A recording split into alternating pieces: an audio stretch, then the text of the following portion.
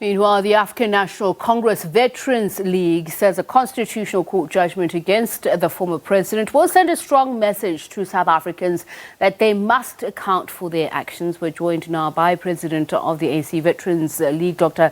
Snuki Zikalala, to talk a little bit more about this. Perhaps, firstly, thank you very much for joining us, Dr. Zikalala. Let's first start with why do you think that South Africans needed a reminder not only to abide by the Constitution, but that they can be held against, or they can be held for their actions? Are you suggesting that there has been a lull at some point and that's why we needed the Constitutional Court to intervene? Well, thank you very much, Sepiso, and thank you very much to your viewers.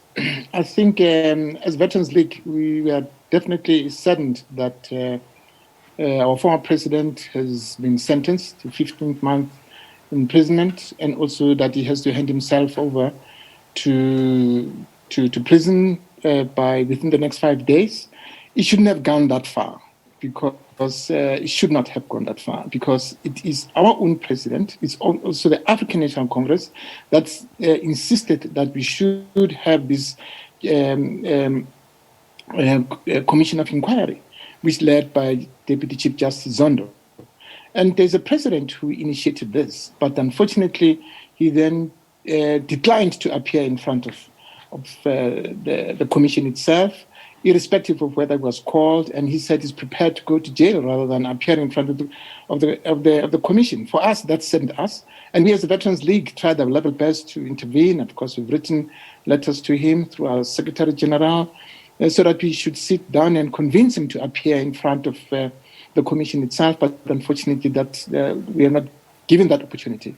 But we are saying it sent a very strong message to our people in the country that everybody is equal before the law, that there's no one who's allowed to undermine the rule of law in the country. And of course, we as veterans are determined to ensure that we defend our constitutional gains and make sure that there is a rule of law in the country, and make sure that those who are found wanting should be held accountable, irrespective of who is in charge, whether it's the minister, deputy minister, or president, because those are state resources. That is why this commission was established. It's a very painful commission because it has unraveled the corruption that has taken place in the state-owned enterprises. This corruption has dealt a blow, especially to poor people. Dr. Zikalala, allow me to interrupt you, because we will come back to those issues. But you said something very important. You said that you failed in trying to convince former President Jacob Zuma. Why do you think that you failed, as several parties of the ANC to appeal to him to abide by the finding of the Constitutional Court initially before it had to take such punitive measures? Is it because that your values and principles have drifted so far apart that you can't find common ground? Well, I think he had already made up his mind. And because he kept on saying that he's prepared to go to jail, he's not going to appear. And so if a person has made up his mind, what can you do? But the question is, why has it come to this point? Individual choice. That's an individual choice. Mzwanele Manyi, his spokesperson, has called the majority judgment as unconstitutional. There are those who point to the fact that there is a dissenting judgment, which it says, by the court's own admission, pushed the bounds of our law of contempt in order to meet these exceptional circumstances. Why do you think, as a member of the Veterans League, as a member of the governing party, why do we find ourselves in this position, in this situation?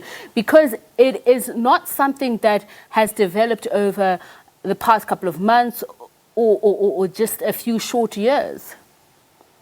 Well, I think we do admit that there were no proper checks and balances as the ANC. We do admit our mistakes. We did admit that this mass looting did take place, and of course, those who were involved in the mass looting of state resources must be held accountable.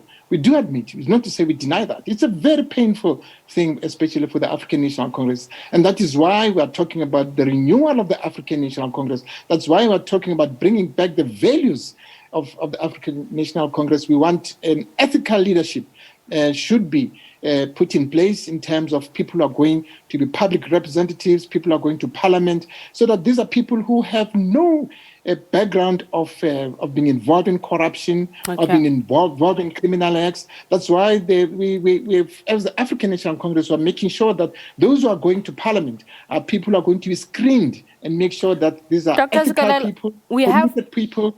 We have run out of time, but I have to ask this question very quickly. The KwaZulu-Natal Premier Zikalala says that the judgment of the Concord bears far-reaching implications for the ANC and the country. But talk to me about the ANC. What do you think those implications are, and do they possibly include a split, seeing that it has widened already existing fissures?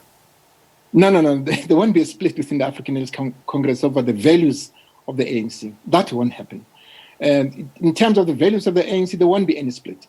And as far as we are concerned, all that we are saying that they should be calm, people should be sober, and look at the judgment properly, because here it's about the ethical standards of the African National Congress. Because the president was asked to appear in front of the Commission of Inquiry, which he himself established.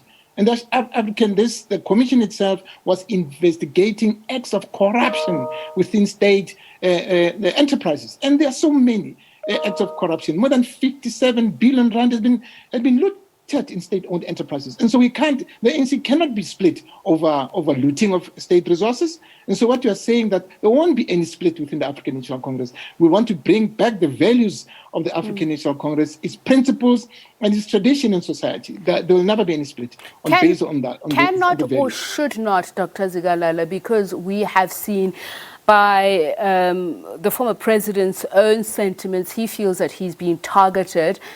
And we've seen that his successor has also had to deal with this problem, which has become perennial, that of corruption, that there are those who are now speaking out against the ANC because of the step-aside policy. So you say the ANC will not or should not, because there are those who are even saying now that they will defend the former president from going to prison, even if it means at the loss of their own lives. And some of those are ANC members. Yeah, but they are saying that in their individual capacity. If an individual wants to go and defend Comrade Zuma at Nkandla, that's his own choice. We want to say no, but the African National Congress will not do that, because the African National Congress believe in the rule of law. And so if individuals want to go and defend him at Nkandla, that's their problem. Because he has been requested and kindly requested that he should submit himself. And so what we are saying is the African National Congress, we accept the judgment, and what we are saying is that there should be a rule of law in the country. If individuals want to accompany him, well, there's nothing that we can do about it. But what we are saying that the rule of law should apply. We should all defend our constitution, because thousands of our people, both black, white, and the so-called colors, died for this constitution to be where it is. And so we're not going to allow it to be trampled upon as veterans, because we have come through hardships in terms of fighting for this constitution, and will ensure that it's been defended. So what is your message then to members of the MKMVA who have vowed to guard the residence of former President Jacob Zuma at Nkandla to prevent anybody from taking him to prison? You say these are individuals. These individuals are a collective under the name of the MKMVA, which is a structure of the ANC. Well, MKMVA is a substructure of the African National Congress. The African National Congress does not have a private army. There's no private army. The African National Congress believes in the SANDF. We've got one army in the country, which is SANDF. What they are doing, as far as we're concerned, is illegal. It's illegal for them to be there. It's legal for them to wear the uniform that they're wearing. And the president of the African National Congress issued an instruction that they should be disbanded. And that they should, both of parties, that is what you call MK Council and MKMVA, should be disbanded. An interim committee that is planning for unity conference of MK should be established, so that we should have one MKMVA by September. And so whatever they are doing it as individuals. not as part of the African National Congress, because African National Congress does not have a paramilitary army, not at all. And they are not a constitutional structure of the African National Congress. They are not. And so what we are saying, whatever they are doing, it's un-ANC and it's not been sanctioned by the African National Congress, not at all. Neither by former ex-combatants like ourselves, who are part and parcel of MKMV. We have never sanctioned that. Thank you so much for speaking to us, ANC National Congress Veterans League President Dr. Snuki Zikalala. Thank you so much for speaking to us. And we're going to take a quick break. Do stay with us.